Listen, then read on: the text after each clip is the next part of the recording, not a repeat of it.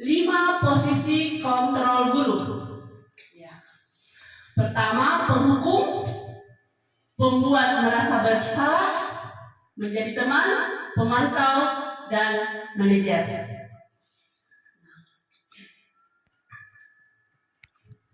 Contoh penerapan 5 posisi kontrol guru, kasus siswa tidak memakai atribut lengkap saat upacara bendera. Biasanya itu kalau penghukum hormat pada bendera selama 1 jam karena tidak memakai atribut lengkap. Nah, ini tidak terjadi pada sekolah kita, Bapak Ibu. Kemudian berapa kali ibu atau bapak harus memberitahu kamu selalu saja mengecewakan ibu dan bapak. Itu membuat anak-anak tersebut merasa bersalah. Jadi penghukum ini penghukum biasanya berbicara dengan nada yang tinggi, kemudian menghardik, menunjuk-nunjuk dampaknya. Kemudian murid akan cenderung memberontak, bahkan menyimpan dendam. Nah, ini biasa kalau kita sudah tua, atau biasa ditanya Bapak Ibu, siapa guru yang paling sekte? Pasti kita itu kalau sering dihukum anak-anak, ya. Kemudian ini membuat merasa bersalah. Posisi ini berbicara dengan bahasa yang tenang, cenderung lembut. Namun kata-kata yang dikeluarkan membuat murid merasa bersalah, merasa menjadi orang yang gagal, merasa tidak berharga, dan merasa tidak bisa menyenangkan orang lain. Dan murid akan menyimpan emosi negatif dalam dirinya.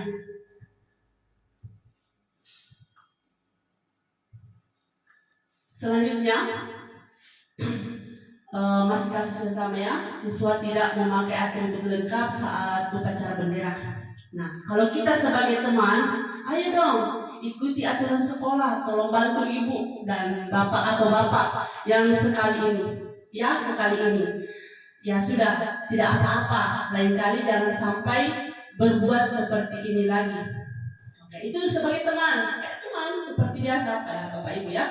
Nah, dalam posisi teman, guru berbicara dengan suara ramah, akrab, cenderung bersenda gurau untuk menjaga suasana tetap santai. Murid akan merasa senang, aman, dan akrab kepada guru.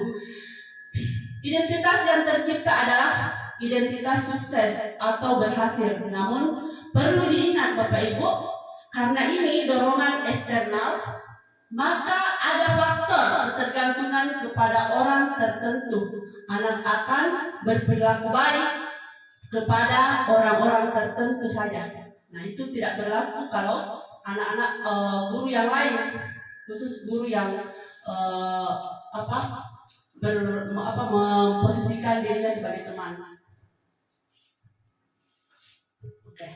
Nah, kalau kita sebagai pemantau, kamu sudah melanggar peraturan sekolah, kamu tahu konsekuensinya.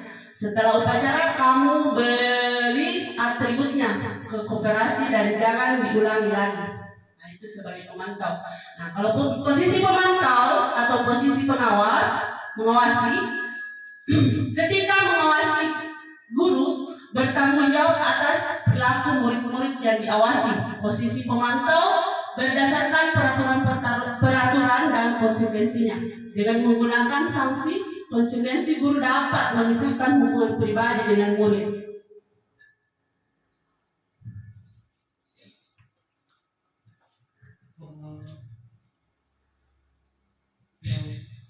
Oke, nah ini sebagai manajer.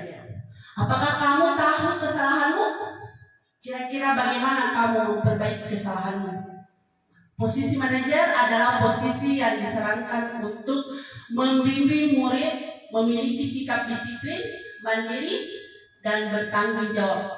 Guru akan terus memberikan pertanyaan-pertanyaan bermakna sehingga murid belajar dari kesalahannya dan mencari sebuah solusi untuk menyelesaikannya.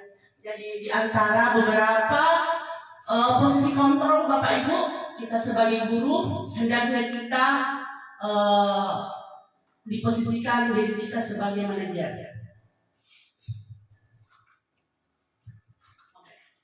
Dari kelima kontrol tersebut, yang harus diterapkan oleh kita sebagai guru adalah posisi sebagai manajer, di mana posisi ini guru berbuat sesuatu bersama dengan murid, mempersilahkan murid, mempertanggungjawabkan perilakunya, mendukung murid agar dapat menemukan solusi atas permasalahannya sendiri. Jadi dia mencari permasalahannya sendiri, menyelesaikannya sendiri. Dia mencari sendiri dan menyelesaikannya sendiri. Seorang manajer telah memiliki keterampilan di posisi teman maupun pemantau. Dengan demikian bisa jadi sewaktu-waktu tertentu kembali kepada kedua posisi itu. Namun apabila kita menginginkan murid-murid kita menjadi manusia merdeka, mandiri dan bertanggung jawab, maka kita perlu mengacu kepada restitusi yang dapat menjadikan murid kita sebagai manajer bagi dirinya sendiri. Jadi dia bisa menyelesaikan masalahnya sendiri. Itu bagus untuk masa depannya, Bapak Ibu.